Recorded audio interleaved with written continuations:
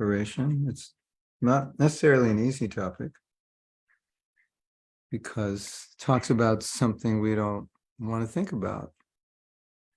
And you can't solve a problem by not thinking about it. Probably noticed. Da-da, da-da, da-da. Did that loosen up somehow or other? Yeah, okay. That's how it works. Okay.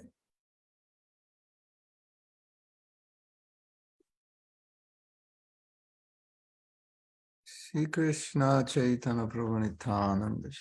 Okay, I'm going to go to the quotes myself if I can find them.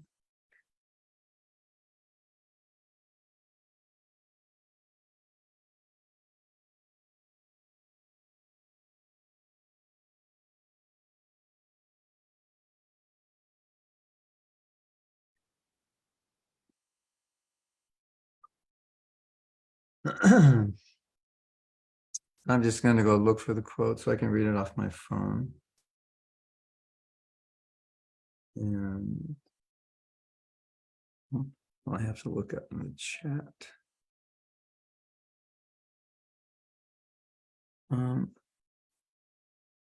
Okay, maybe I'll just read off the chat. As you are feeling.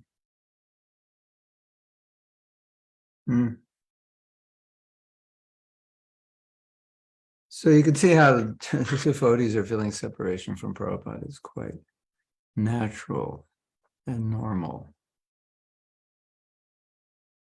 This is from February 1967, so you could imagine the movement's very young. And it's just a small group of devotees in Prabhupada and a few temples. So you could imagine how dependent they were on Prabhupada and how much separation they must have been feeling from Prabhupada. Well, I don't know if you can imagine. You can try to imagine, but Prabhupada has uplifted them drastically in their life. So to imagine living without Prabhupada is impossible. It's unimaginable. So you can see there's a lot of letters where they're expressing their feelings of separation because they're so dependent on Prabhupada. Okay.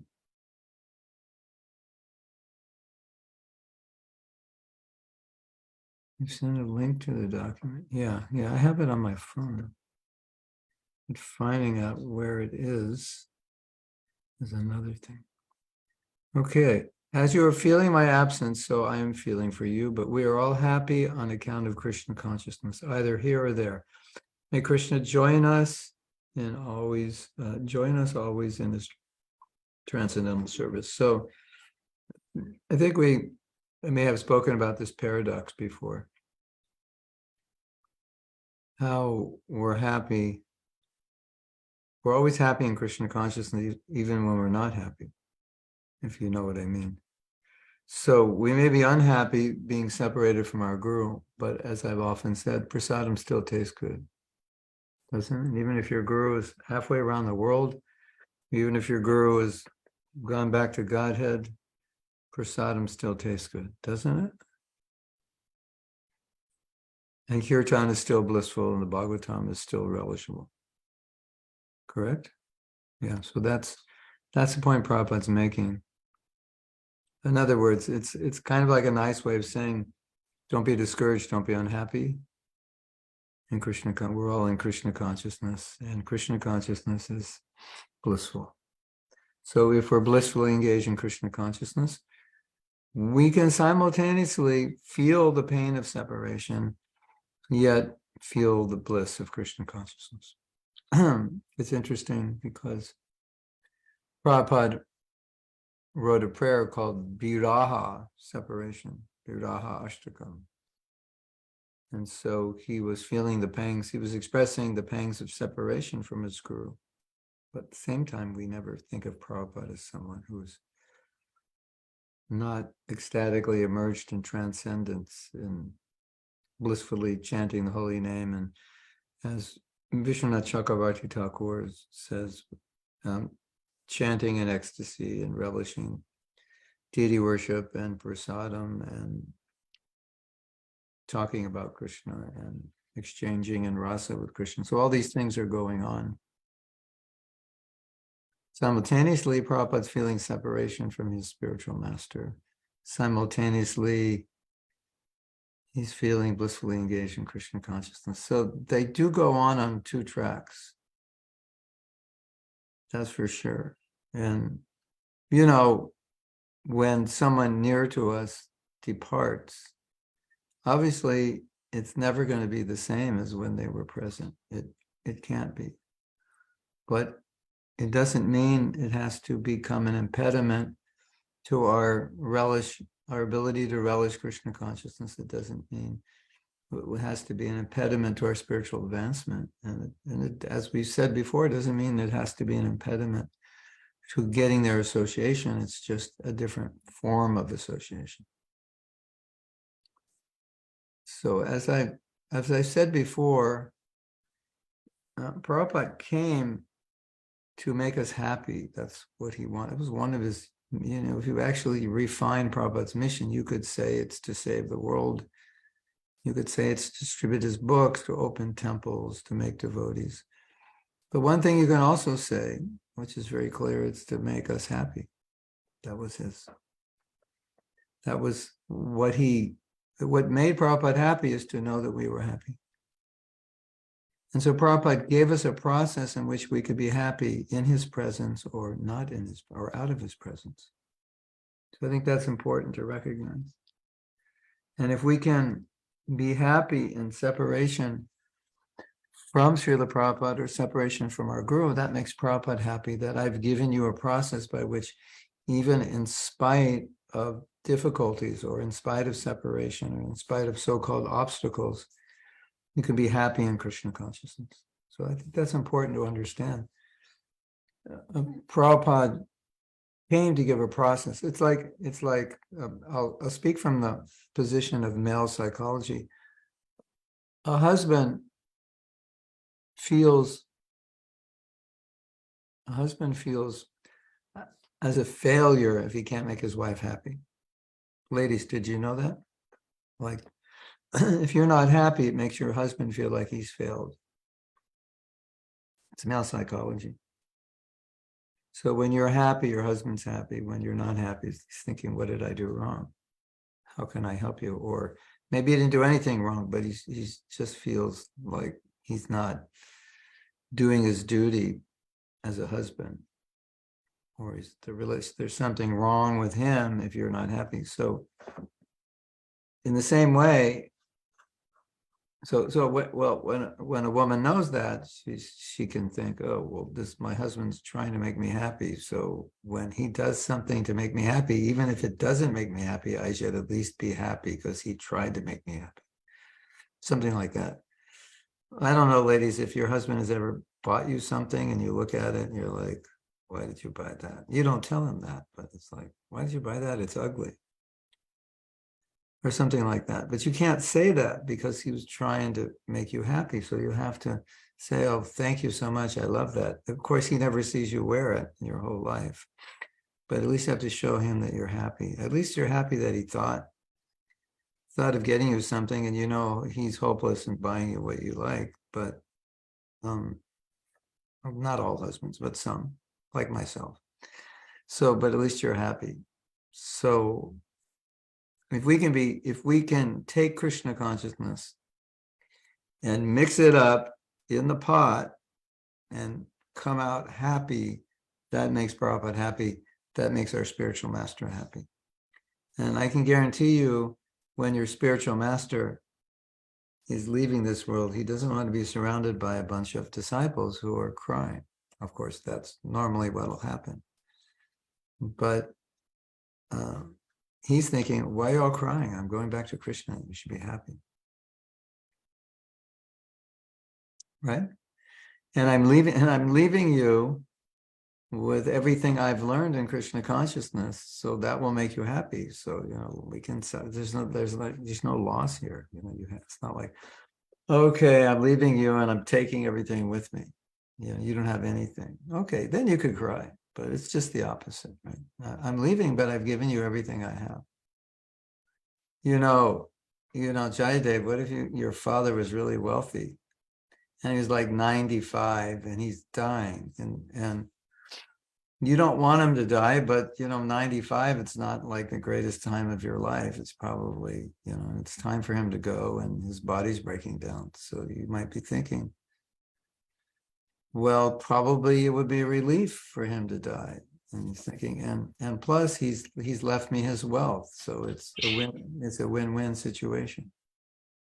Of course, you don't want him to die and you're lamenting, but you're thinking, but he took care of me my whole life, and he's taking care of me now after he died. And it's natural, he's old and he'll go. So it's something like that with the spiritual master. We don't want him to go, but look at the inheritance we are getting from him. It's not like, oh, my father died and he left me, and he left a debt of $100,000 and I have to spend the rest of my life trying to pay off the debt my father left. That's different. No, my father he's left me this great wealth. So we appreciate it, right? So that we have to see that. But anyway, the bottom line is, as I said, Prabhupada's happy when we take Krishna consciousness, when we use it, we apply it in our life and become purified. Or it makes him happy. And your spiritual master, long after he departs, we have this saying, I don't know if you have this saying in your country, but if you do something against the desire of a deceased person, like exactly do something totally opposite of what they dedicated their life for, or directly against what they ask you to do.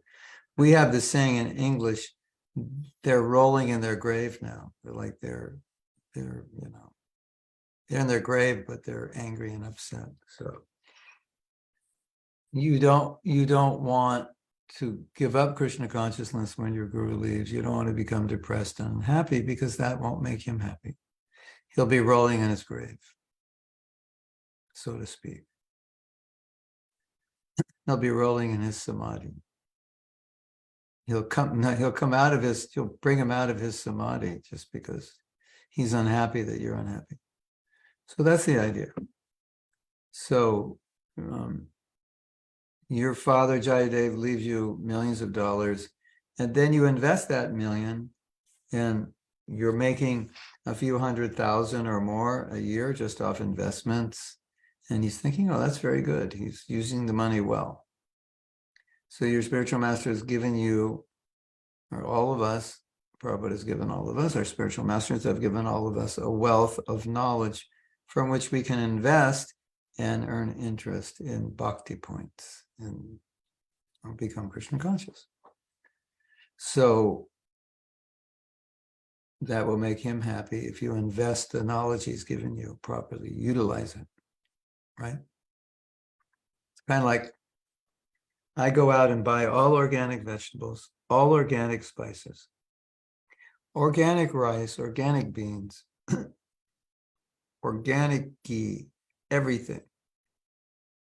And I give it to you and you make khichdi and it turns out horrible. It's like, how could you? I gave you the best vegetables, the best ingredients, and you totally messed it up. So, that's how the guru thinks. I've given you so much knowledge. I've given you all this, and now you're like unhappy, miserable, and complaining and so forth. So I have to think that way. Okay. What on my phone, Chaitanya Dasi, it has things listed alphabetically. I guess it's by what the first word is, right? Is that correct?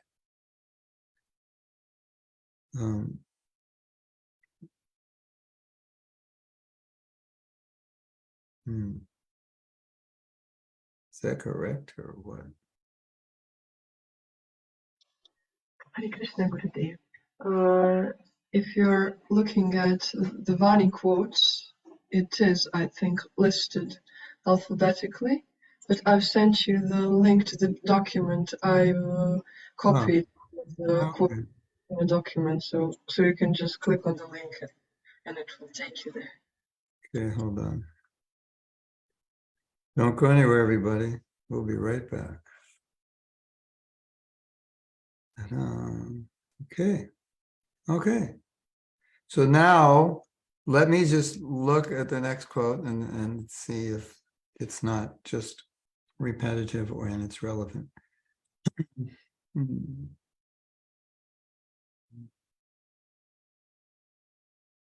Okay, that's a good one.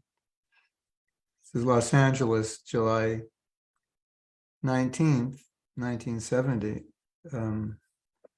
I was there in August of 1970 for my second initiation. Okay.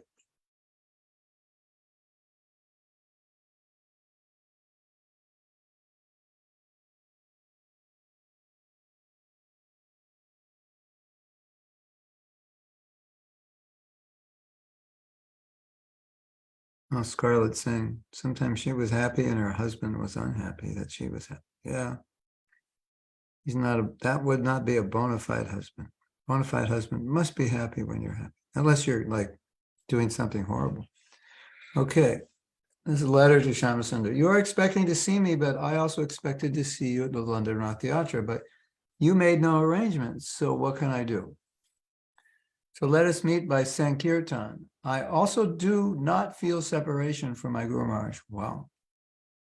When I am engaged in his service, his pictures give me sufficient strength. To serve the spiritual master's word is more important than to serve him physically.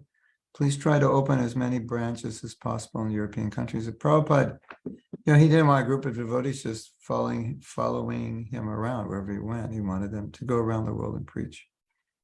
So you may know the story that when Prabhupada first left New York, you could imagine, right? It's the only temple in ISKCON, and Prabhupada's leaving.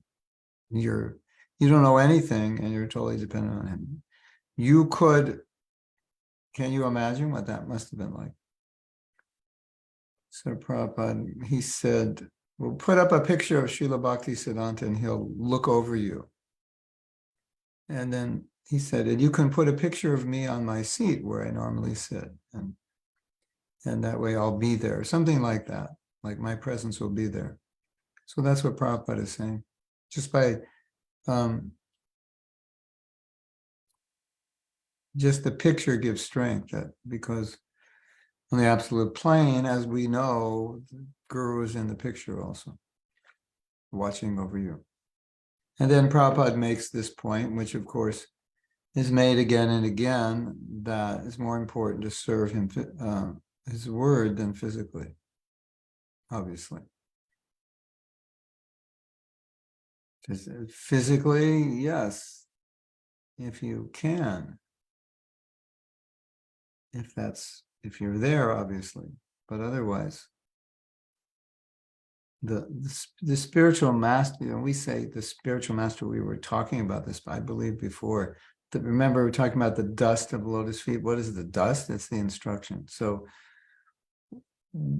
what is the essence of the relationship between guru and disciple? It's instruction.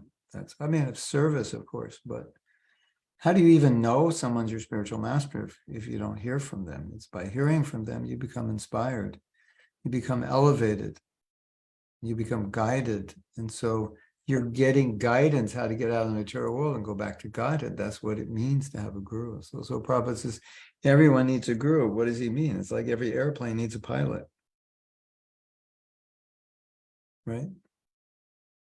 Today, there's no pilot on the airplane, so we're just going to sit on the tarmac and, see what happens, see if the plane takes off by itself. It's kind of like how people live without a guru. They're going to see if they can, make it on their own. So whenever Prabhupada says, you must have a guru, you must surrender to guru, all of that, take shelter of a guru, dust to the feet of the guru, and so forth. What he's really saying is, and I think this should be obvious, is that the guru is the one who guides you out of the material world, not by some magic or some ceremony, but by words. That's the most important. Of course, ceremonies are there, initiation is there, but the main thing is the words. So the main thing is the words, and the main thing will always be the words, whether he's present physically or not. The main thing will always be the words. And if the main thing is not the words, then the connection may not be strong, or, it's like, what is your main connection with the professor in the university? To go out to lunch with him? To invite him over your house and polish his shoes? No, it's to learn from him, isn't it? So there's a similar thing. Not that you wouldn't invite him over and you wouldn't serve him and all that. In our Vedic understanding, we know that through service, we get the mercy of the Guru, and through service, we imbibe the knowledge. But ultimately, it's that guidance that he gives us that's most important. And even if we're talking about mercy, it's through following his instruction we get that mercy. So you remember that story I told? And if you don't remember, I will tell it again. And once I tell it again, you will remember that you forgot it. You ever notice that when you hear a story the second time, you go, oh yeah, I remember that. You would never remembered it if I didn't say it again. But once I said it, you go, oh yeah, you told that story before. That's how the memory works. You remember everything you hear. You just don't recall everything you hear. But when you hear it again, you go, oh yeah, I've heard that before. It's interesting, right? So this is one of those statements of Prabhupada that it's like what I might call a shattering statement. It's a statement which kind of shatters a lot of other things Prabhupada said. It seems to contradict. Maybe sometimes you've heard Prabhupada say something and you're thinking, what does that mean? It contradicts everything else he said. This is one of those. And so we just have to broaden our heads a little bit. Okay, everyone, pull your head out a little up so we can make space for this thing that Prabhupada said, which is different from what we normally hear, but it makes the point. So basically, to make a long story short, Prabhupada was asked, what happens to people who get your books, but there's no temples? And they'll never meet you. They'll never be initiated by you. And so, the thinking is if you're not initiated, then, there's some horrible planet you're going to go where all the uninitiated devotees go. You know about that planet? Did you hear about that? That planet where all the uninitiated go? Yeah, they probably drink coffee on that planet because they're not initiated. So, yeah. Probably Starbucks on every corner, right? And marijuana shops because they're not initiated. There are advantages of not being initiated, right? Because you can have guilt-free sin. But once you're initiated, you feel guilty. All right, don't quote me on that. We're only joking. I had a godbrother who said sometimes he gives classes and people don't know he's joking, or they don't think gurus should joke, so they can't figure it out. So Srila Prabhupada, these devotees, not devotees, these people, they get your books, but then they can never meet you. And, the Shastra says, if you're not initiated by a guru, it seems like the Shastra is saying, if you're not initiated by a guru, then, good luck. We'll see you in the next life. That's what it seems like, right? Interestingly, if you actually understand what that Shastra is referring to, it's referring to second initiation, not first. But that's a whole other discussion to, break you out of a certain mold. But anyway, this will break you out of a mold even more. Then, as you may remember, Prabhupada said, reading my books is their initiation. Whoa. That means every book you distribute, you're all gurus. You don't have any disciples. How many books you distributed? Every day I distribute 20. For how many years? 20 years. Okay. Every day. So you have 60, you have 700, you have 14,000 disciples, or 140,000, whatever it is. Just 20 books a day, 600 a month, times 12 is 7, what is it? 7,000 a year, 7,200 a year, something like that. Times 20, what is that? 140,000? You have 140. Wow, you're the biggest guru in ISKCON. You have 140,000. You initiate. You're a Ritvik for 140,000, or whatever the number is. So what was Prabhupada's point? The real initiation is hearing from the guru. That's his point. The real connection is hearing. That's his point. 100, you have 100. Okay, if you distribute 20 books a day for 20 years, you have 146,000 disciples by now. So some devotees have been distributing books longer than that. Of course, the people have to read it. We don't know if all the people read the books. But aside from this fun we're having, you understand the point, right? Now we told another story. Scarlett's driven 40 in 5 months. Okay, it's time to jack it up, Scarlett. If you did 40 in 5 months, you could do 40 in a day. No problem. Go for it. Just go up to people and say, I'm supposed to distribute 40 of these books today. Can you help me and take one? And they'll go, okay, I'll help you out. I made a promise to God. Well, in your country, they don't believe in God. That won't work. I made a promise, right? Sweden, Northern Europe, God's not popular there as far as I understand. God was kicked out and pushed down to Southern Europe, right?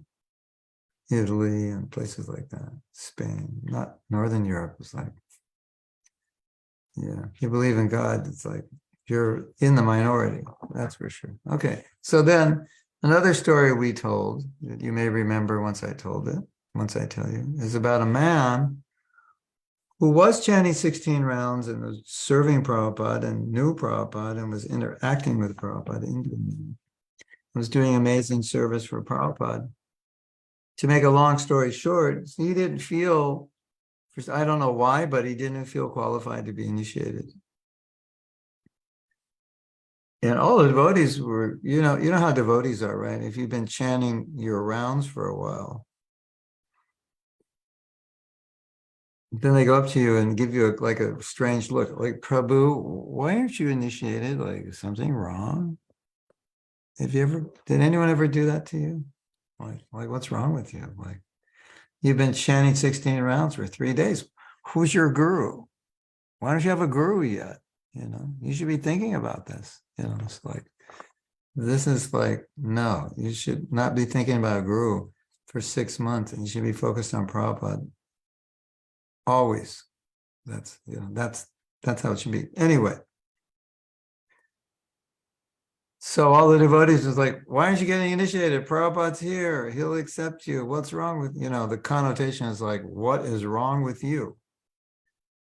And he went to Prabhupada because he had this relationship. He said, everybody's pushing me to get initiated, but I just don't feel qualified, or I just don't feel ready, or whatever it was. And this man was building in Juhu, there are apartments all around the property. There are apartments. I don't know if they're still there. Around the back of the building, there are apartments. Probably everywhere, and they had to knock some down. So this man was a builder, so he was building a second floor on the apartments, because the apartments, when they bought the property, people lived in the apartments, and by law, they didn't have to leave, even though it's our property. We couldn't say, well, it's my apartment, you have to leave. No, the law says they don't have to leave. So we needed places for devotees to live, and we couldn't live in those apartments because people were there and they didn't want to leave. So he was building apartments on top of those apartments. As in India and other places, these brick buildings have flat roofs. Unlike America, we have roofs like this, and you can't, in order to build up, anyway, it doesn't work for various reasons. But you could just build on these. If the foundation is strong enough, you could just build them up. So he was building. And when he told Prabhupada, I don't want to get initiated, I don't feel qualified, Prabhupada said, as you are building apartments for the devotees, Krishna right now is building your apartment in Vaikuntha for you. It's waiting for you when you go there. So, these two statements totally break the whole mold, doesn't it? But it's so important because it shows what's the essence. This man is chanting 16 rounds. He's following 4 regular principles. He's completely surrendered to Prabhupada, maybe as much or more so than initiated disciples. But he forgot He going to Vaikuntha, but he forgot his initiation card. I didn't forget it. He didn't have one. So they're going to say, well, where's your initiation card? And he'll say, well, I don't have one. I go, well, you have to go back. You have to go take another birth and get initiated. So we can't let you in here. No, it doesn't work that way. It seems like it works that way when you look at Shastra, because it says you should be initiated. Funny, like I said, it's actually referring to Diksha, the second initiation. Because technically the first initiation was traditionally wasn't an initiation, it wasn't even called Diksha per se. That's a whole other topic, but just make more room in your head for these things. Because if you get too narrow, then it becomes like a formula and a ritual, and you lose sight of the essence. And I think I was saying last class, maybe I was saying to Ryan when I was here, I'm still here, the other day, that you always want to you always want to try, like in the japa, we always are trying to understand what the holy name is, what does it mean, what am I connected to? Like, you always want to be connected on a most fundamental level to what it is you're doing. You want to understand it very clearly on a fundamental level, aside from externally what it appears to be, but what actually is it?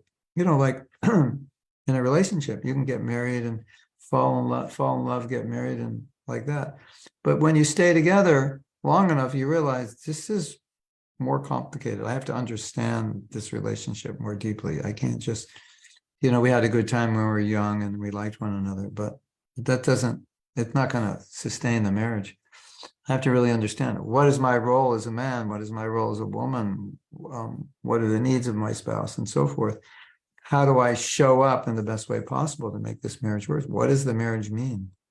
So that's what these two stories show us. It doesn't mean shouldn't get initiated and, we're throwing that out the window, although I know some devotees who feel that way. It's not like first initiation. What's the big deal? You're already chanting and you have Prabhupada's book. So,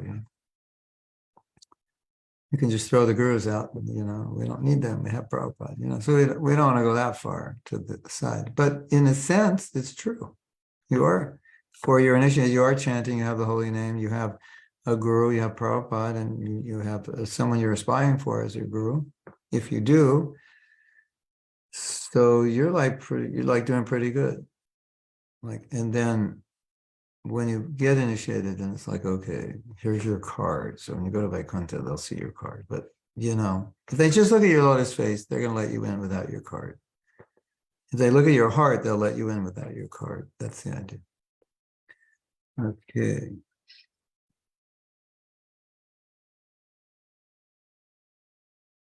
I don't have my card, but I have my beads. I wore my beads out with 16 rounds. Is that good enough? And I look at your beads and go, yeah, that's good. And they'll say, well, who is your guru? And you'll say, Srila Prabhupada. They go, oh, okay, right this way. They'll pull the red carpet out. You'll be in. No problem. Okay, so let's see what the next one is.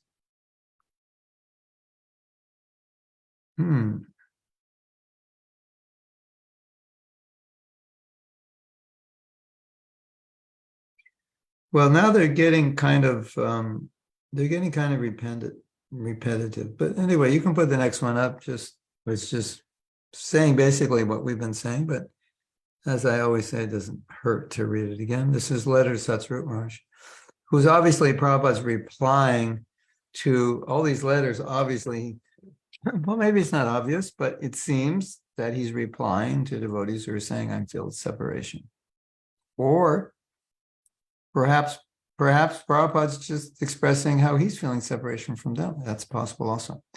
So, June 1971, 12th June, from Bombay, Prabhupada writes to Satsvarup Maharaj, you should know that you are always with me.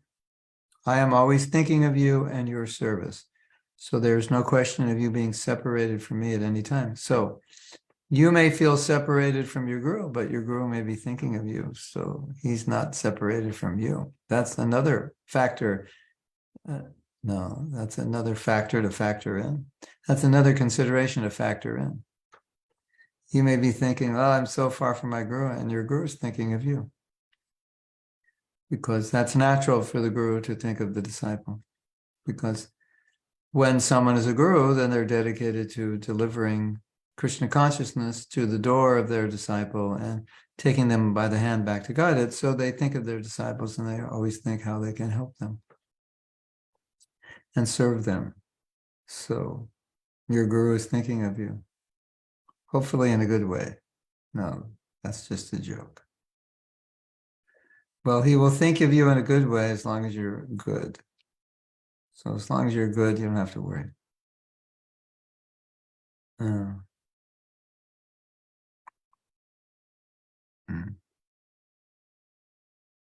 So this is Jayadev making a comment. I feel like a teenager, not fully mature, but I'm happy because this feels like another part of my family that I've just discovered. Thank you for having me. So yeah, Jayadev was the one who requested that we do this course. Well, he asked me a question and I said, well, let's just talk about it more extensively. And as we know, we've done many courses where we've gone very deeply into a topic. You may remember we did the course during COVID, we did a course on death. I think it lasted 9 months or something crazy, 6 months. There was so much to learn that, you know, we thought we knew, but, or so much to go in. As we read more and more, it just goes deeper and deeper and becomes clearer and clearer and more easy and easier to digest and apply. So this is good. You get a real, when we study this way, you become very well acquainted with the topic. So when the topic comes up in the future, and there's any discussion, you're quite equipped to discuss it since you attended 10 classes on one topic, or in that case, I was giving 5 classes a week for 6 months on one topic. So you can do the math. That was like 120 classes or something on just one topic. And the classes were 2 hours in those days. So that was like 400 hours or so, or 300 hours on one topic. Okay.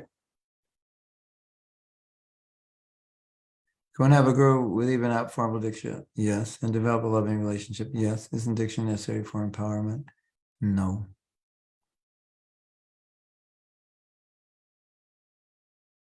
Okay, Kamal. You will not be empowered.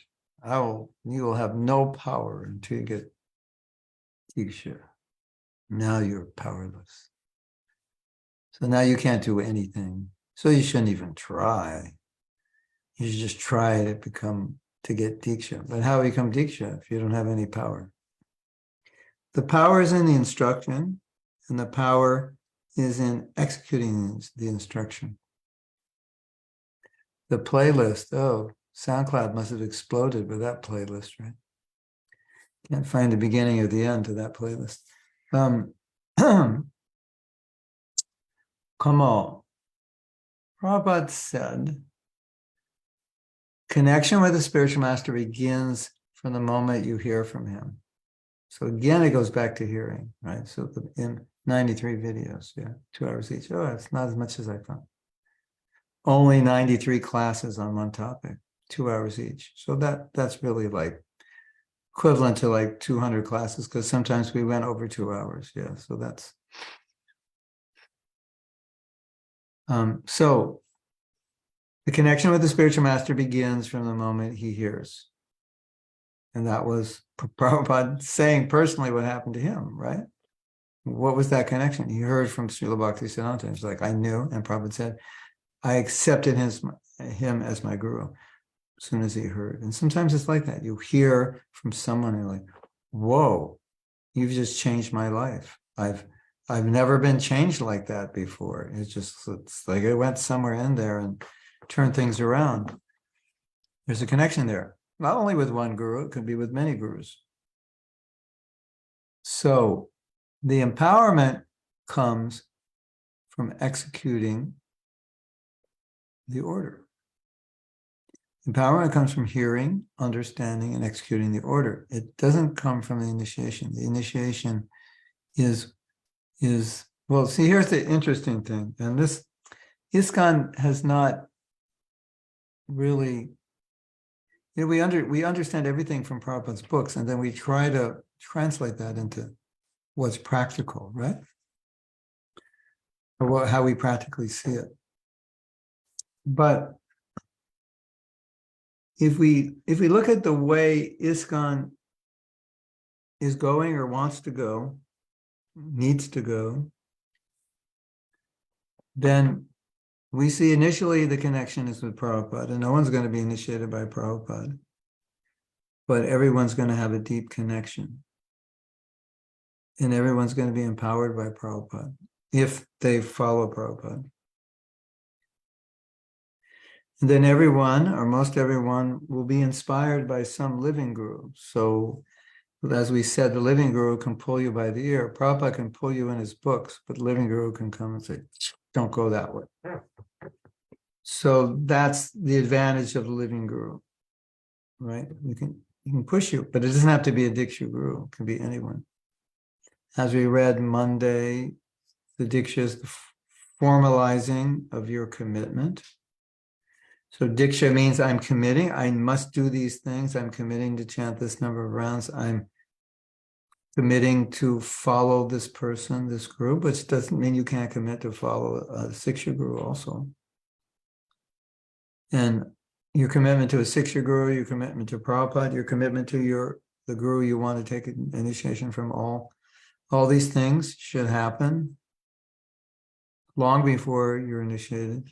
And then the initiation doesn't become, it's not a changing course situation, it's a confirmation. And now I'm confirming that this decision I made to go on in Krishna consciousness under the guidance of this person, I'm deciding I want to do that. And I'm officially doing it. And some people will do that with their Siksha guru and say, I want to officially commit to you. Why not? I want to make vows to you also, that I will chant 16 rounds, follow 4 principles. Why not? So that's where the empowerment comes. And it goes back to what I was saying. When you understand essence, that's the essence. So when you understand essence, then that's where you understand everything. If you understand externals, you may miss it. It may not be clear. Or we in ISKCON may have developed a culture around externals, which could make something seem to be something it's not. So I think that's part of the problem, right? That question, come on, when do you get initiated? What's wrong with you? Like, you have a problem? Anything I can do for you? You know what?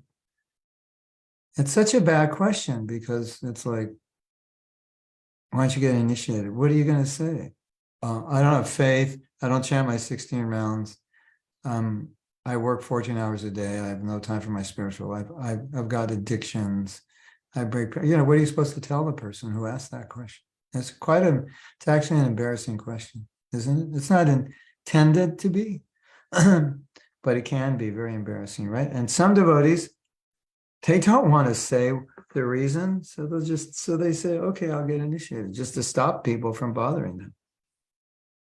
Believe it or not, that happens. You've been around so many years, people are scratching their head, like, why isn't he initiated? And at a certain point, you're just like, okay, I'll go for it. Even though I haven't been strict, I'll go for it, because everybody's pushing me, and I guess that's what I'm supposed to do. And then they do it. And then 6 months later, they can't follow. They're back to the same position. So that was no great achievement, right? The great achievement is what you do, not the card, the initiation card you carry. Or here, look at my card. I was initiated by this Maha Siddha Baba Bhagavat, Radha Kun, okay, great, How many rounds you chant? Well, kind of busy, I'm lacking a little bit. Well, when was the last time you chanted around? I can't remember. Yeah, so great. You have the card from the Maha Siddha Baba Bhagavat, and you can't take advantage of it. So, Hare Krishna. There's no magic formulas, unfortunately. You actually have to do the work yourself. Hare Krishna. Is that okay, Kamal? You can be as empowered as you want to be, as you can be. You don't have to wait. You know, there's a verse in Chaitanya Charitamrita that says the chanting of the holy names does not depend on initiation, which means it's not like Gayatri mantra does depend on initiation. You can't chant. You just like, oh, go on the line, go online, and here's the Gayatri mantra. That mantra is not going to do anything for you, even though you're chanting it. You have to be initiated, properly initiated by a guru. But the Maha mantra, you go online, you get it, you chant it. You get it from the devotees. It's not contaminated, and you don't need any qualification. You can chant, and it works. And if you take initiation by a spiritual master, it'll work better. That's the idea, you know. But if that initiation is only external, it's not going to work better. And if you make that commitment internally, then you're as good as initiated anyway without the ceremony. So we have to see it that way, because that's the way it is. So we have a question from Be Krishna Conscious or else. No, it's from Krishna Conscious. Be Krishna Conscious or there'll be consequences. Be Krishna Conscious or die in Maya's hands. Okay. What if there's a devotee who wishes to get initiated from a guru, has nice affection and attachment, before getting initiated, the guru left for the spiritual world? In this situation, how should one handle oneself? It's quite devastating. I'm not sure what the GBC has done. In other words, let's say your guru has accepted you, you will be initiated. I accept you as a disciple. You'll be initiated in April when I come to wherever I'm coming, when he's coming to wherever he's coming. And then in January, he leaves his body. So that means you were accepted by him as his disciple. I'm not sure if the GBC allows that initiation to be done by someone else on his behalf, because you were already accepted. That's a question we'd have to find out. If that's not the case, or if the GBC doesn't allow that, then that person is still your main guru. And you will get officially initiated at some point by someone else. But your main connection will be with that Siksha guru. That will be the most important relationship. It seems like, from what you're saying, that would be the most important relationship. So that the Diksha guru doesn't obfuscate. I need a non-English first language person. What's the word I'm looking for? Obfuscate. Okay, some Russian or Croatian. Can you tell me the word I'm looking for? What's the word? It just shows you what I did in school, right? I slept in my classes. I don't know what I did. Looked at surfing magazines during class. Yeah, it's true. I was not interested in school. So, okay, let's do it practically. I've answered this question before. You want to get initiated by so-and-so's left. You come to me with this question and you say, well, I need to get initiated, so would you initiate me? And I say, basically, I will initiate you on his behalf. He's your main guru. I'm just giving you the beads, but I'm doing it on his behalf. That's where your connection is. Now, maybe down the road, your connection with me becomes strong, or even stronger, or equally as strong. And so it's not like, it's like asking the question, what do I do when I'm hungry? And I think, what kind of question is that? What do I do when I'm hungry? Like, why are you asking that question? Well, it says in Shastra you shouldn't eat too much. So I'm not sure if I should eat when I'm hungry. That's we wouldn't ask a question like that. Of course, don't eat too much, but when you're hungry, you should eat, right? So it's kind of like you're saying, what should I do if this person's my guru, but they're gone? So like they can't be your guru anymore. And I have to get initiated by someone who I'm not, I have to eat this, but I'm not so hungry, but this gives me an appetite. Well, if that gives you an appetite, eat it. If that doesn't, no, but I have to eat it because my doctor said, all right, so eat it, but that's not going to be your favorite food. So it's just natural. So too many times this guru disciple thing, we're kind of like trying to peg it, make the rules follow the codes and rules based on what we think the Shastra says, but it's actually a relationship and it's based on faith. So do you have faith in this person? Do you want to surrender to this person? If so, that person's your guru, even if you have a guru, or if you don't have a guru, or your guru left and you were never initiated. So this person, the person for whom you have the most faith, the person you're most inspired to serve and surrender to is your guru. And that guru may be more prominent in your life than the person who actually initiated you. It's possible. I'm not saying it has to be or should be, but it might be. And it might be equal to your Diksha Guru. And it might be greater than your Diksha Guru, or your Diksha Guru might be everything. Or Prabhupada might be everything, and your Diksha Guru is like, yeah, he helps me with my relation with Prabhupada, but I see him that way. It's all like, we can't tell you in a relationship that is wrong, because it's not wrong. Prabhu, I'm really worried. I have this like deep attachment for Prabhupada. It's so strong, it's like stronger than my Diksha Guru, and I'm having nightmares about it. No, that's good. That's good. You actually did the right thing. That's how it should be. He's just trying to help you connect to Prabhupada.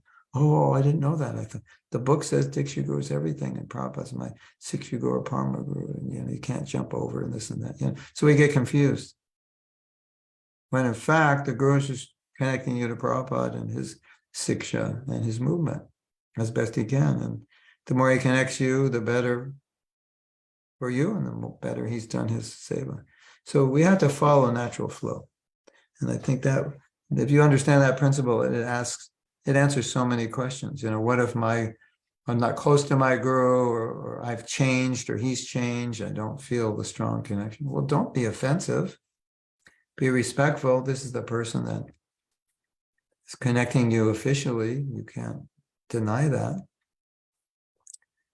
Well, sometimes he says something, but it's different from what my temple president says. And so ultimately you have to, be intelligent, be practical, and also you have to follow your heart and faith at the same time. At the same time, be respectful.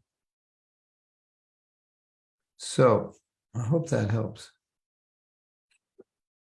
If it doesn't help, you get your money back. Comment from Sydney. I am so fortunate. Oh, I can't read this. He's glorifying me. I can't, that's not proper.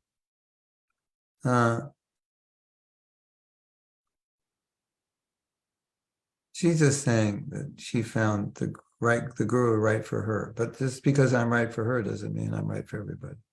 I have to add that, She's just happy. And we're all different, right? And, some people need a guru who's very strict. Someone needs someone who's very, smiles a lot, and is very liberal or very broad-minded. Someone needs a guru who's like really just like traditional, right on the spot. We're all different. So it's not like one is better than another, but one may be better for you than another. One may resonate more with you. We're all teaching Prabhupada's teachings, but how we explain it, one will resonate more. And some of what your guru will resonate more. Maybe some of what a Siksha Guru says will resonate more.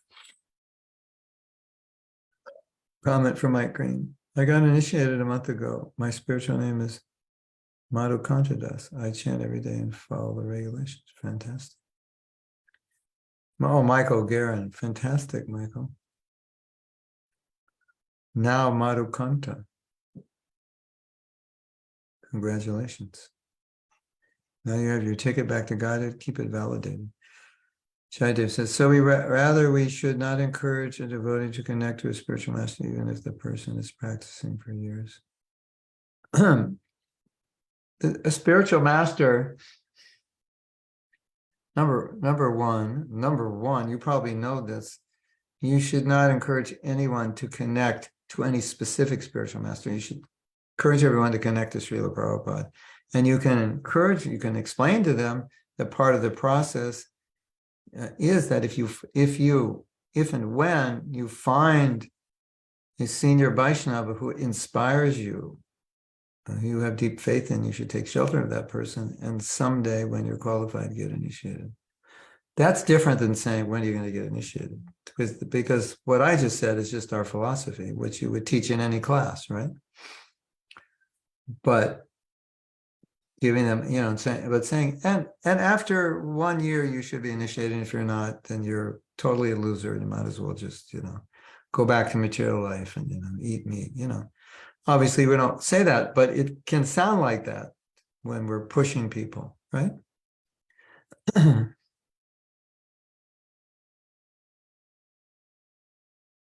It's like this question was asked. Sometimes this question is asked to Christians. Can someone go back to God if they don't accept Jesus? Like, they're on a big television show. You're a big pastor, you've been telling people they're going to hell if they don't accept Jesus, for years. To millions of people have heard you. And now the moderator of the show is asking, now, do you believe that like people who are religious, spiritual, nice people cannot go back to God unless they accept Jesus? And one pastor that I liked said, I can't say because I'm not God. I can't speak for him. Others will say, hell yeah, you can't go back to Godhood. They will say, definitely, Jesus says, no, you're going to go to hell. That's what they would say. That's the standard. That's normally what they say, right? But, you could say that, Prabhu, you're not going to go back to Godhood if you're not initiated, but you shouldn't say that. You can only say, this is what Shastra recommends when you're qualified, but you're rightly situated now because you have the holy name, you have Prabhupada. So it's like, everything's good, It's just like some of you don't have deities and you're thinking, should I have deities? Like, oh, if I don't have a deity, what's going to happen to me? Like, no, you're not thinking like my whole life's going to fall apart if I don't have a deity. You're thinking, if I have a deity, if I worship deities, my life will be better. So do you need deities to go back to Godhead? No. I think I told you on Monday that Srila Bhaktisiddhanta said, the main deity is the holy name. That's your main deity. So I have my main deity, the holy name. Now, if I worship other deities, it will help my chanting. Obfuscate. Okay, everybody say obfuscate 10 times. That's a weird word, right? You have that in Spanish? Obfuscatioto. Oh, that would be Italian. Offuscato. Offuscatonia. In Russian, offuscache, or something like that, Slavic language. Obfuscate means to cover over. And we have the word conflate, which means to take two things and put them together, but obfuscate means cover it. Right? Is that what it means? I'm supposed to know. English is my first and only language. But yeah. So now if when you're ready and you have faith in a person, it will be natural. That's what I would tell Jaydev. That's not what I would tell. I'd tell people, if it's natural, it's my whole point is, if it's natural, go for it. It's like, don't eat when you're not hungry. Or, if you eat things you don't like, you're not satisfied. And you'll like, you ever overeat something because it doesn't taste good? Which doesn't make sense. You're trying to get it to taste good. And you think, well, maybe the next bite will taste good. It doesn't. You're not satisfied, so you keep eating it. Yeah. Is that okay? I hope it's okay. So helpful to hear about this topic apart from ashram talk or immature opinions. Yeah. Gaurapriya, what would be the best way to accompany an older devotee who wants to take second initiation but no longer feels a close bond with the spiritual master, rather with other gurus, and he would like to take a second initiation with another guru, but he cannot? This person loves his guru but no longer resonates with the preaching of his spiritual master, but with the preaching of another. I think, Gaurapriya, that this question underscores the problem. Because if one is going to take Diksha get initiation, he's going to get the mantra from that guru, but it doesn't mean that that should in any way minimize his connection with that Siksha guru, that other person. Or it's like, okay, now I've given you Brahma initiation, so you have to do everything I say, and you have to give me all your money, and you have to, it's not like that. It shouldn't be like that, right? Another thing is discuss this with your Siksha guru, see what he says. I don't think generally in ISKCON that second initiation would be given while the Diksha Guru is alive by another person. I'm not sure. But there is some consideration about faith. If he had lost his faith totally in his Diksha Guru, there may be some consideration that I can't take because I have no faith. I have no connection anymore. There could be some consideration if those two gurus discussed it and said, but generally it wouldn't be that way. But faith is important, it always has to be maintained. So sometimes we may have to do something that's not standard if it's going to save somebody's faith or so.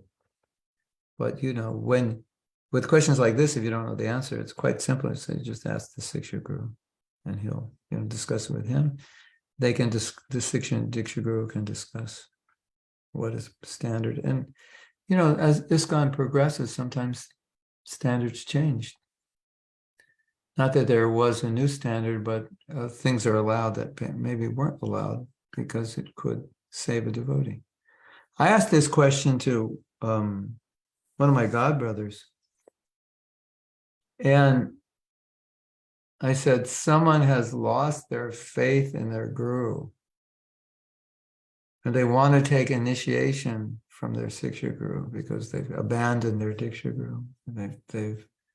It's just that the connection's been destroyed for various reasons. Takes two to tango, obviously, but anyway.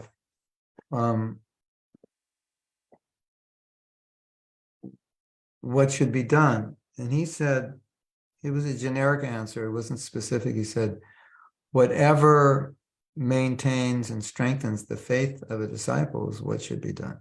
So he didn't say it could be done or not could be done. He said, that's the consideration, what will strengthen the faith. So that initiation could be given in a way that maybe the Siksha guru is there present at the initiation, and they say, we're doing this together, we're both, something like that. So they feel that connection. Or maybe the Diksha Guru gives the mantra and the Siksha Guru also gives it.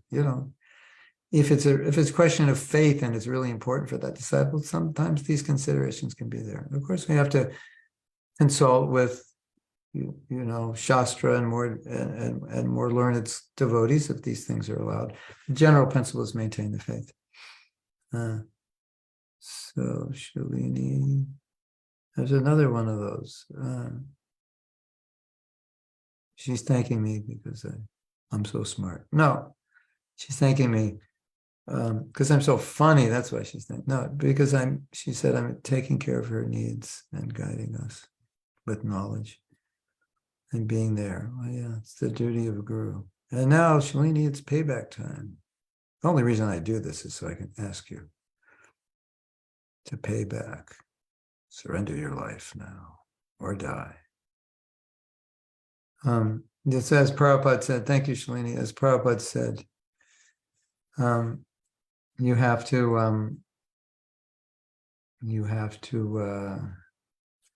always feel indebted to your spiritual master and eternally try to pay him back. And you can never pay him back. How can you pay back someone who's taking you back to Godhead, right? So that's the guru-disciple relationship is the guru is always trying to help the disciple, and the disciple is always trying to help the guru. It's like, it's beautiful. Michael Garant says, I've been learning a lot from you and consider you important Siksha Guru. Thank you for your service. Thank you, Michael. Happy that you were initiated after. Michael's been a devotee since World War II or something. And he just got initiated now. Right. Well, I think it may be more like the Vietnam War.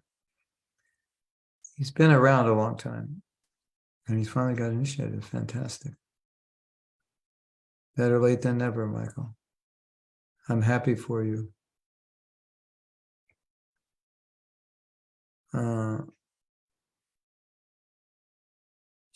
Sometimes it's also a hierarchy in ISKCON. We want to have a person on the next plane.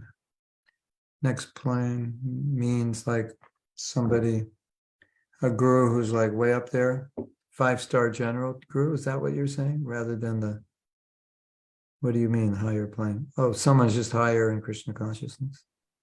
What do you mean? Sometimes like people stay bhaktas forever, and there's a hierarchy in communities. If someone is initiated, second initiated, or the bhakta forever. Yeah, you're right.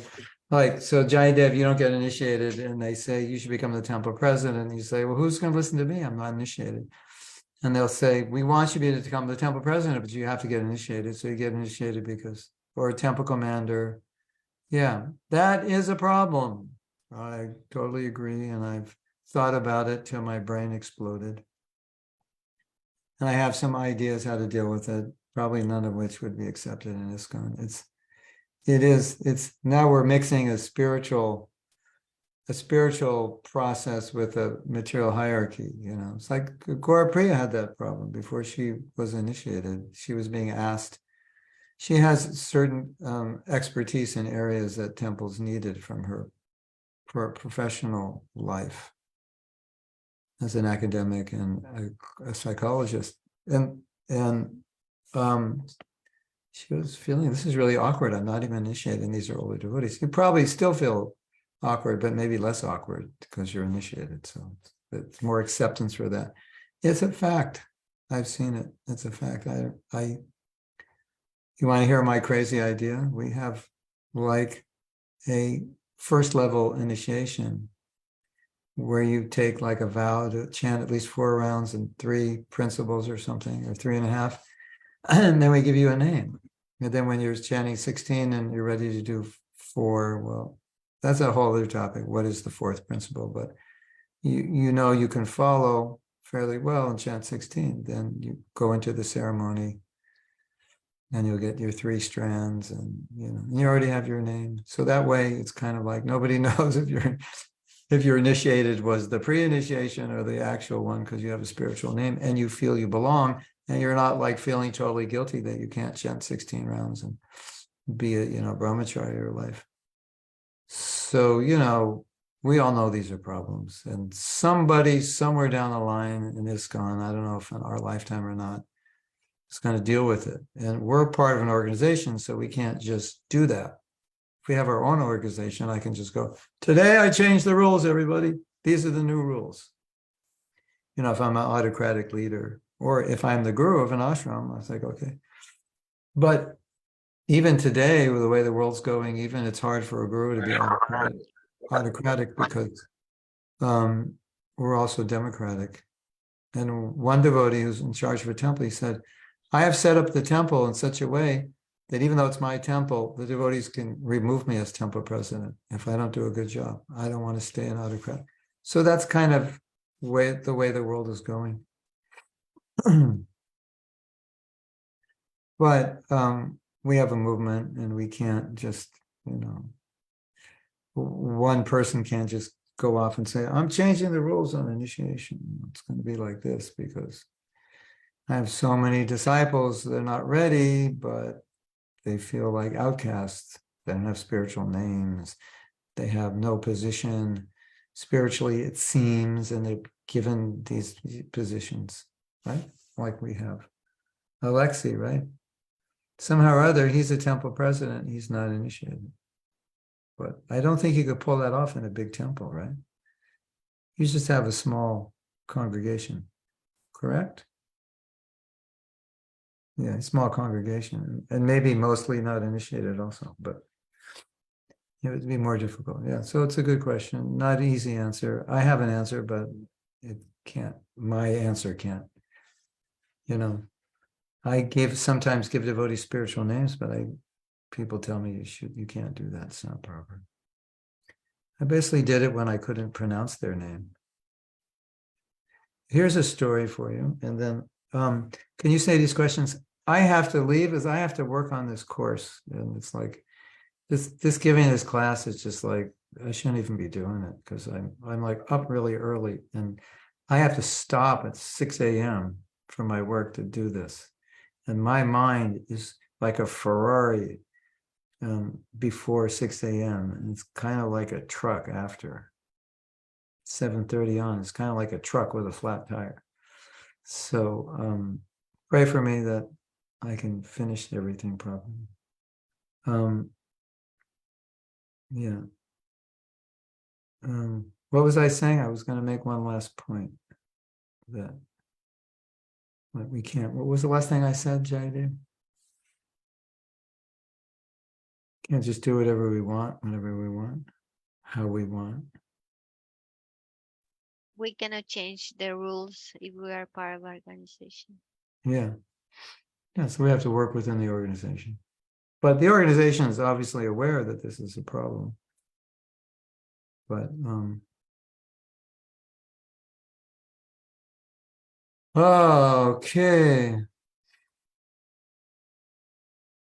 This is too hard to leave this class. This is like these questions are like everything you always wanted to ask, but we're afraid to session, isn't it? Okay, we'll go a little longer. When some devotees force, I could, it's like these are the hot seat questions. Okay. When some devotees force he or she our Siksha Guru, but we don't consider, so what to do in that? What does that mean? Force? Well, Siksha Guru is forced on you, like this is your Bhakti Viksha leader, surrender or die type thing? No, it's unnatural. Then you go to another Bhakti Viksha or just tell him, like, it's not, my cup of tea exactly. It has to be done in a respectful way. You can listen to them, but for Siksha Guru means like that's Guru. Like there's a relationship there of deep faith and service, and that can't be artificial. So I can listen to you as a teacher, but I don't have that deep. If I don't have that deep faith, I can't really see you as a Siksha Guru. It's not just like everyone who gives class is Siksha Guru. Every Bhakti Viksha leader is Siksha Guru. Because Siksha Guru needs a Siksha disciple, and he can't, you can't be a guru without a disciple, right? So you can't, okay, I'm a guru, I got a stamp here, I'm a leader, so you're all my disciples. It doesn't work that way. I think that's what you're asking. Is it, Kavita? Is that what you're asking? Or did I misunderstand? Yes? No? Shake your head. Okay. Okay, the next question, the Stump the Guru question, the hot seat question from Scarlet Bloom. What if the Guru behaves very inappropriately? Well, one must still continue with the Guru. It depends what inappropriately is, and it depends how consistently it is. If it's one little, he ate one too many gulab jamans last night at midnight, then yeah, don't give him up.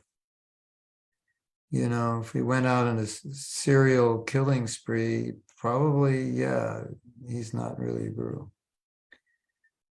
The Shastra says sometimes the guru may become bewildered. Maybe it's that he's taken so much karma from his disciples, he just becomes bewildered, and the disciples should go there and say, Gurudev, please stop this. You are a spiritual master, you're not behaving properly. But even though Shastra says that, it doesn't mean that the faith of that disciple isn't destroyed. So, like, what do you do if your faith is destroyed because your guru did something? That maybe another disciple's faith is not destroyed because they think, well, it's not a big deal. You just had too many gulab jamans. He said, yeah, but he was watching a movie and his socks were smelly. They haven't been washed in days. I can't have a guru like that. You say, okay, that may not be an entire reason to reject him from the parampara, but I understand you've lost your faith. So you respect him from a distance and you take shelter of another group. Now, if it gets worse, like, we're dealing with issues, serious issues like sexual abuse of children,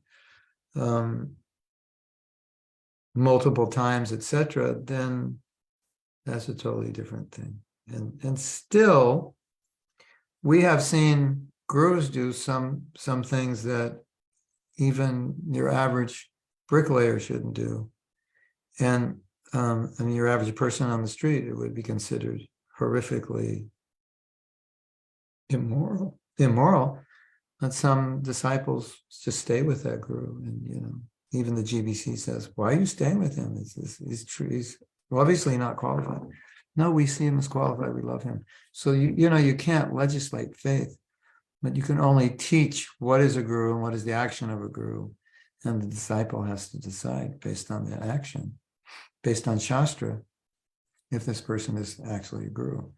And so, although Shastra says, go to your guru and say, tell him, we need you to correct yourself. Your faith may have been destroyed by what that guru did. And if the faith is destroyed, then you'll have to find shelter otherwise. And if the guru is actually fallen and does not pick himself up, or has continually been fallen, then Shastra says you should take shelter and guidance elsewhere. Of course, again, shelter and guidance primarily, firstly, in Prabhupada. These are unfortunate realities. I mean, the real answer is the guru shouldn't do those things, and then we wouldn't have these questions. But sometimes it happens. Apparently, it's been happening throughout Gaudiya Vaishnava history, because in the book that describes how to deal with it, the author says these things have been happening. They do happen. And some acharyas say it happens because the guru is accepting so many disciples who are unqualified, and he's getting affected by it. And sometimes the disciple can think, I'm contaminated and I'm contaminating my guru. But not everyone really buys into that idea that it's your fault. It's your fault your guru fell down. If you hadn't done so many sinful activities in your past million lives, then he wouldn't have had to digest it and he'd be fine.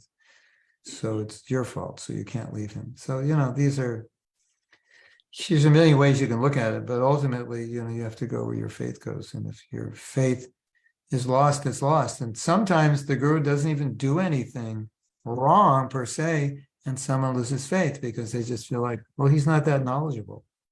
I don't have enough faith. Or, he eats chocolate cake, and that's it for me. That was a deal breaker. If he eats chocolate, I'm out of here. So, what can you do? You tell that devotee, well, Prabhupada is not at the end of the world, and, there is justification for chocolate and blah. No. Prabhupada said, if a guru eats chocolate, he's not bona fide. My guru eats chocolate. If I would have known, I wouldn't take initiation. That's okay. What can you do? That's where your faith is. So find someone you can surrender to. Don't run away and bury your head in the sand and cry. Whether your running away is justified or not, that you would need help with senior devotees. But even if it's not, it still, you are who you are, and your faith has to be strong. Please forgive me. What if it has nothing to do that I lost the faith on the person or on the belief, but the fear of not to do offense mut Vaishnavas, which is unfortunately what I feel it's abused very much, that because you can't say anything, you shouldn't say anything, you should just close your mouth and just don't do anything. It makes it that I wonder, is it okay? And why then authority in ISKCON doesn't do anything about it when it happens? That's a whole other issue, which that's kind of like a private conversation. Okay, thank you. But we can say a few things, because I don't know the specifics you're speaking about, or your situation, or what situation. But if there's abuse by any member of ISKCON, be he a guru or guru kuli or man, woman, child, elderly, respected, not respected, if the devotee is being abused, yeah, we need to say something, but we need to know who to say it to and how to say it. But we can't stand by and say nothing. But if the leadership of your temple or whatever has made a decision, you can always go to the GBC and say, I disagree with this decision of my temple council. But if the GBC made the decision, then, then you can get on Facebook and say whatever you want, but it should be done respectfully. I don't know if that answers your question, but Thank you. Thank you very much. Please forgive me. I just want to know, because I try to learn everything that I can. I believe it very much. I love it very much. But there are things it's happened, and I hear all the time, Vaishnava, Vaishnava. It feels like just there are so many that they are getting initiated first time, second time, and they there are some that abuse this position, like I am the second initiated, thereby I'm Vaishnava, thereby you shouldn't say anything, even if I do wrong. You know what I mean? Yeah. Well, that philosophy is definitely a recipe to destroy ISKCON, because then everyone's given the right to do whatever they want. Nobody can say anything. Exactly. Which is how corrupt governments work. I think we're, like history has shown that has created all kinds of dictators, create disasters, unless they're Maharaj Yudhisthira or someone qualified. So, but in your situation, you're just Bhaktin Scarlet, the new kid on the block, and the second initiate's been around the block many times, and they're going to think, who are you to tell me anything? But that's not good. That's not a good culture to have. In fact, leaders should be willing to hear, and leaders do need to hear, because if a leader's making a mistake, how are they going to know they're making a mistake unless somebody can tell them, this is, what you're doing is hurting us, it's harming us, it's discouraging devotees. We don't want this to happen. The leader doesn't want it to happen, but if they don't know, how can they stop it? And if they're not willing to hear, they will continue it, and then devotees will leave, and the temples will not grow. So it's what you're saying is, it's not that what you're saying there's anything wrong with it. It's how to process it, how to deal with it in a way that then we don't become offensive because someone else is offensive, or we don't become proud because someone else is proud, because that could happen also. Who are you to say that because you're second initiated, that you do whatever you want? Who do you think? And then I become worse than them. So we have to be careful. So, I'm not denying what you're saying. I've just seen that the process of remedying that situation is not always easy. And in fact, I'm dealing with a situation right now like that, in official capacity, because these things are coming. And so what we should all learn is, when we become leaders, we need to be open for feedback. And we need to be open to let the devotees fire us. You can't really fire your guru, but we need to be open to, to be able to discuss what needs to be discussed. So I'm going to go now. But actually, I think I'll chant a little bit with you, because I need to chant a little bit anyway. So that was a hot seat class for sure. The issue of guru and how to deal with it is, to put it succinctly, as stated by many, many devotees in ISKCON, very advanced devotees and rank and file devotees, this is the issue. So if we don't have this issue right, it can create many, many problems, as sometimes we see. So if the guru is bona fide, disciple is bona fide, everything's good. Disciple is bogus, guru is bogus, or one or the other is bogus, things go bad. And so nothing can replace purity. And if you're going to become guru, which you all are, because you're going to instruct other people, then you should be above suspicion in your actions. And we should be open to feedback. That's part of being humble. We should want to improve. And this is all really just common sense, isn't it? But as we know, and as Scarlett is saying, somehow when you try to become spiritually advanced, somehow you become sometimes confronted with, challenged with pride. Like, I'm an advanced devotee type thing. You didn't have that challenge before you were a devotee, right? But now that you're advancing, that pride comes. Or I'm the temple, I'm the head, vegetable cutter. So, you get your knives from me, you don't take them directly, I have to approve of the knives you're using. Exactly, I have to authorize how you cut the vegetables. This is for Krishna Prabhu, this is the way Prabhupada wants it, and I was trained, so you have to do it. So, there's sincerity there that we want to do it right, but sometimes it's just an interesting phenomena that you can become very proud in the cloak of your spiritual dress. And it's a reality, we have to deal with it. So when these questions come up, like Scarlett's asking, at least we can flip them around and say, okay, well, at least when I'm in that position, I do not want to abuse anyone. And spiritual abuse is a reality, and we don't want to we should not tolerate any abuse within our movement. And if you see it politely, humbly, in some way, you have to try to deal with it. And sometimes it might even be, I know Scarlett, you don't seem like you'd have a problem doing this, but you have to be careful. But it might even be sometimes nicely and politely telling that advanced devotee that I think that what you're saying or doing is actually abusive. And I see that some devotees are being hurt by this. Can we talk about it? You might have to do that because it's our duty. You might not be able to do it, and it might just make things worse. I recognize that. But my principle is that we want to try to do what we can to prevent any kind of abuse. And if there is abuse, to rectify it, for sure. Physical abuse, psychological, verbal, sexual, leadership, whatever. No one's immune from doing something wrong just because they have a position. Okay, so I'm going to chant a little bit with you. And